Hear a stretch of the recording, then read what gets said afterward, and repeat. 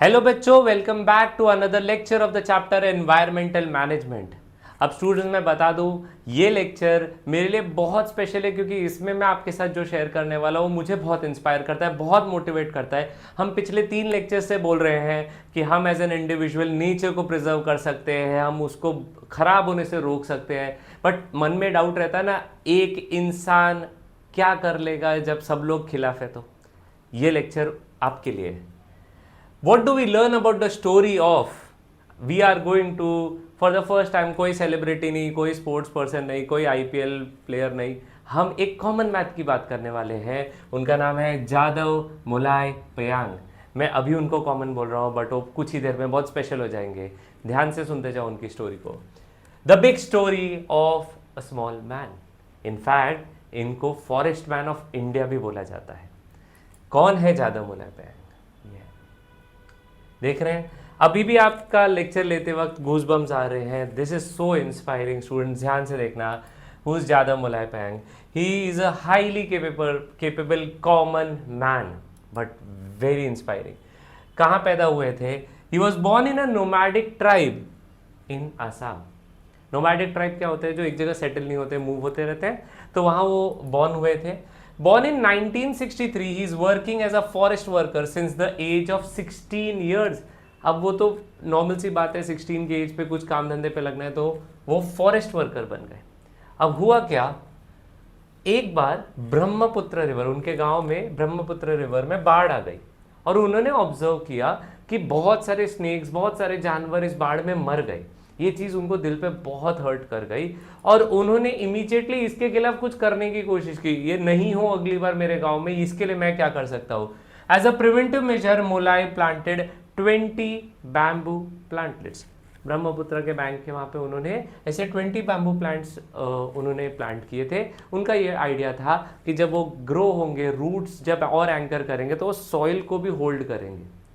इससे आप उसका वहाँ पे डिफॉरेस्टेशन, सॉइल इरोजन दोनों चीज़ रोक पाओगे और डेफिनेटली इन फ्यूचर वो फ्लड के इम्पैक्ट को कम कर सकते हैं। अब देखो, मुलाय ने उस वक्त ये नहीं सोचा कि मैं अकेले क्या कर लूँगा। उन्होंने शुरू कर दिया, मैं शुरू करता हूँ, देखते हैं क्या होता है। सून 1979 में देखो गवर्नमेंट जागी, गवर्नमेंट ने बोला कि अरे हमको भी कुछ करना पड़ेगा और उन्होंने लोकल सोशल फॉरेस्ट डिपार्टमेंट ने एक अफॉरेस्टेशन का प्रोजेक्ट चालू किया जिसमें उन्होंने डिसाइड किया, ये याद रखना, सिर्फ 200 हेक्टर्स ऑफ लैंड को उन्होंने अफॉरेस्ट में, दैट इज फॉरेस्ट में डेवलप करने के लिए एक इनिशिएटिव, एक प्रोग्राम रन किया। उसमें से एक वर्कर भी यही थे। Mulai was one of the few forest workers who were looking after that project. अब ये 200 हेक्टर का जगह था, वहां पे उनका प्रोग्राम रन हुआ गवर्नमेंट ने वो प्रोग्राम कंप्लीट किया और जब गवर्नमेंट का काम कंप्लीट हो जाता है वो वहां से चले जाते हैं। लेकिन ये इंसान, he continued to plant the trees even after completion of the project. उन्होंने ये नहीं सोचा कि गवर्नमेंट कर रही है कि नहीं कर रही है, दूसरे लोग करेंगे कि नहीं करेंगे, मुझे मेरे नेचर को प्रिजर्व करना है, मुझे मेरे गांव को बचाना है, तो मुझे कंटिन्यू करते रहना है। और वो कंटिन्यू करते रहे। कितना बड़ा duration! As a result of इस continuous work of planting and caring for the trees, जरा चेक करो नंबर को, गवर्नमेंट ने कितने एकड़ का बात किया था? सिर्फ 200 acres. Mulai continued and continued for 30 long years. Every single day he would plant trees, and today that forest cover is of 1360 acres, 6 times bigger than the government program. किसने किया? एक अकेले इंसान ने, मुलाय। Today this jungle in Kokilamukh of Jorhat district of Assam is the result of the hard work of 30 years. इसीलिए उनको government से मिला था पद्मश्री। एक कॉमन मैन, आप समझ रहे हो, अब मुझे कॉमन वर्ड बोलना भी नहीं चाहिए। एक very very special common man ने ये प्रूव किया कि अगर कोई चीज़ आप ईमानदारी से, जैसे आप पढ़ाई है, रोज़ अगर आप ईमानदारी से पढ़ाई करो, अगर इन्होंने ईमानदारी से वो एफॉरेस्टेशन किया तो after some months, after some years वो इफेक्ट, उसका एफर्ट का फल मिलना चालू होता है। He was awarded the Padmashri and in fact उस जंगल को भी नाम दे दिया गया मुलाय जंगल। Such an inspiring thing.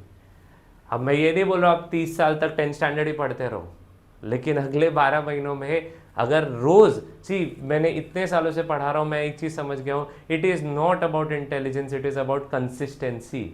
क्या every day you are consistently preparing for your board exam? अगर आप कर रहे हो रिजल्ट्स मिलेंगे, थोड़ा टाइम लगता है बिकॉज एफर्ट डाल रहे हो रोज धीरे धीरे तो दिखेगा रिजल्ट, बट टाइम तो देना पड़ेगा ना। आप सोचोगे आज मैंने पढ़ लिया कल मेरे को फुल मार्क्स आ जाए, ऐसा नहीं हो सकता। उसके लिए आपके बेसिक स्ट्रॉन्ग थे कि नहीं थे वो भी तो मैटर करता है। तो अगर अभी भी आप शुरू करोगे बट आप कंसिस्टेंट रहोगे तो रिजल्ट्स दिखेंगे, just like he saw it.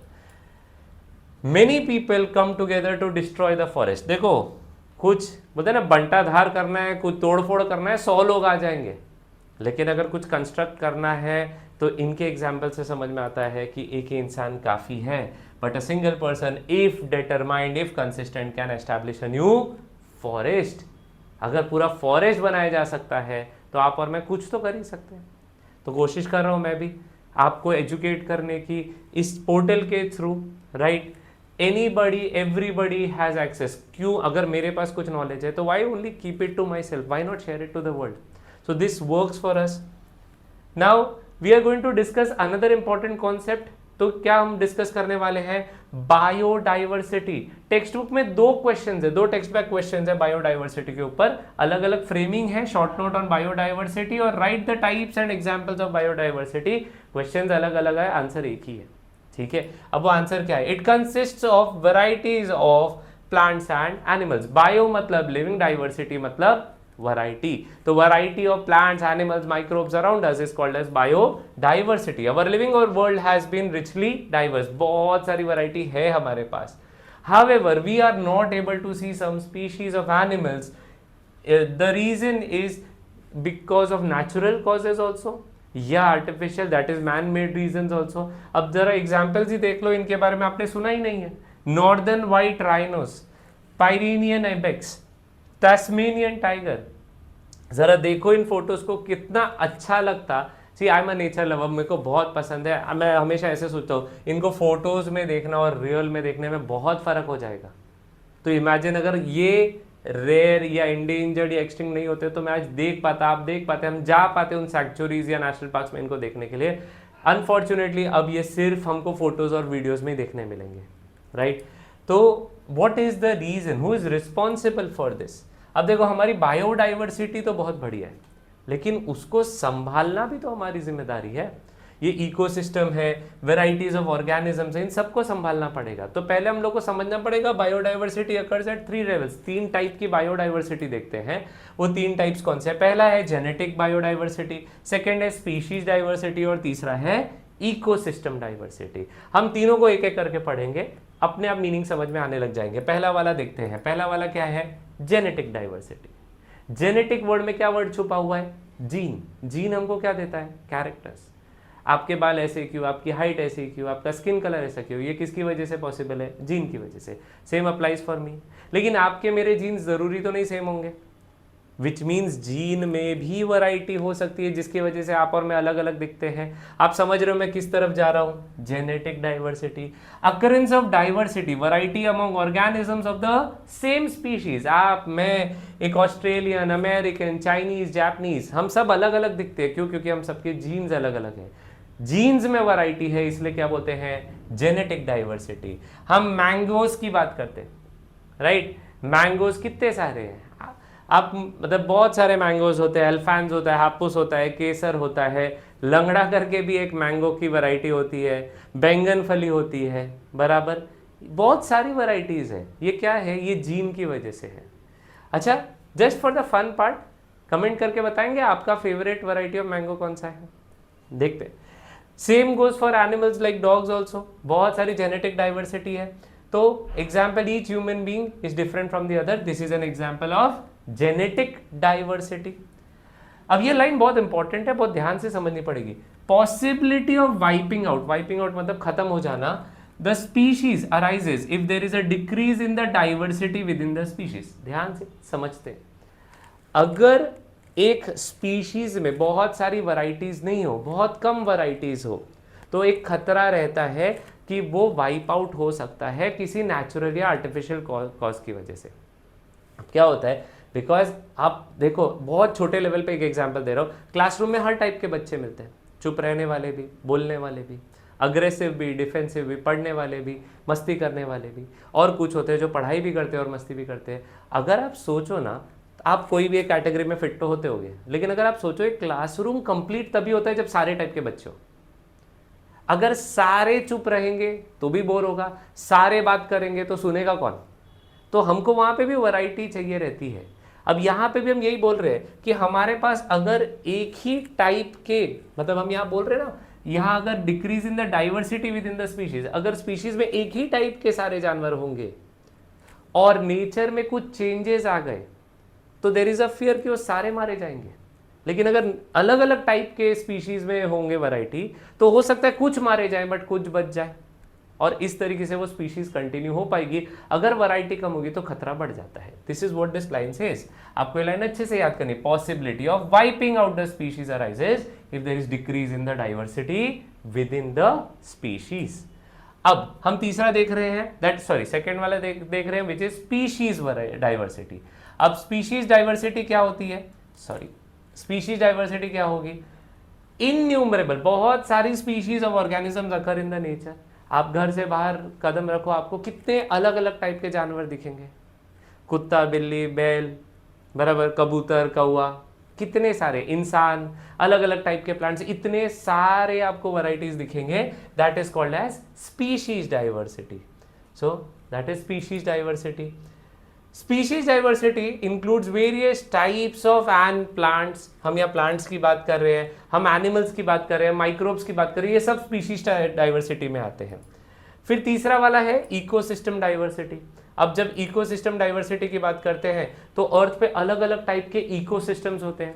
मेरा स्टूडियो एक इकोसिस्टम हो जाता है, आपका घर एक इकोसिस्टम हो जाएगा, स्कूल का क्लासरूम एक इकोसिस्टम हो जाएगा, एक रेस्टोरेंट एक अलग इकोसिस्टम बन जाएगा। So many ecosystems are present around us. यहाँ पे आपको तुंद्रा हैबिटेट दिखता है, यहाँ डेजर्ट दिखता है, यहाँ एक एक्वेटिक हैबिटेट दिखता है। ये हैबिटेट्स क्या है? ये सारी इकोसिस्टम्स है। Ecosystem is form through the interaction between, ये वर्ड तो अब आपको रट चुका होना चाहिए, इंटरैक्शन बोला तो आपको आ जाना चाहिए, बायोटिक, अबायोटिक। तो देखो यहाँ बायोटिक में क्या होंगे? Plants, animals, their habitat and changes in the environment. अब हम लोग स्टूडेंट्स एक और कॉन्सेप्ट पे जा रहे हैं, ये बहुत इंपॉर्टेंट है, बोर्ड्स में पहले भी पूछा गया और मेरे को बहुत सर्टेन है कि इस बार भी पूछा जाएगा। The concept is sacred grooves. Sacred का मतलब होता है पूजनीय, ग्रूव्स मतलब नेचर का एरिया, ठीक है? वहाँ पे जंगल है, गुफाएं हैं, एनिमल्स है, प्लांट्स है, वो ग्रूव एरिया है। तो सेक्रेड ग्रूव्स क्या है? ये टेक्स्ट बैक क्वेश्चन है, question number 3D। Write a short note on sacred grooves. The forest conserved in the name of god. देखो, majority of the forest in our country are controlled और preserved by the government, central government, state government. लेकिन कुछ forest, कुछ areas, कुछ natural areas ऐसे हैं जो एक मंदिर से या किसी भगवान से, फ्रॉम डिफरेंट रिलीजन्स आप बोल लो, उनसे कनेक्टेड है, तो उनको बोला जाता है सैंक्चुरीज। और वो सैंक्चुरीज दोनों नेचर को भी प्रिजर्व कर रही है और उस डीटी, उस ऊपर वाले की एग्जिस्टेंस, वहां जो उनका मंदिर है या कुछ है, उसको भी प्रिजर्व किया जा रहा है। That will be called as a sacred group. The forest conserved in the name of God and considered to be sacred. वहां के लोकल लोगों के लिए वो बहुत बहुत इंपॉर्टेंट है, उनको डेवलपमेंट नहीं चाहिए, उनको वहां पे उनका वो जो जिनको वो प्रे करते हैं वो वैसे ही प्रिजर्व्ड करना चाहते हैं। That is called as a sacred group. These are in fact sanctuaries conserved by the society। मतलब वो एरिया के लोग, वहाँ के लोकल लोग ही उसको प्रिजर्व करेंगे, वहाँ पे गवर्नमेंट इतना इंटरवीन नहीं करेगी। तो this is preserved for them and not by the government forest department, and it has been conserved in the name of God, इसीलिए नाम दिया गया है सेक्रेड ग्रुप्स।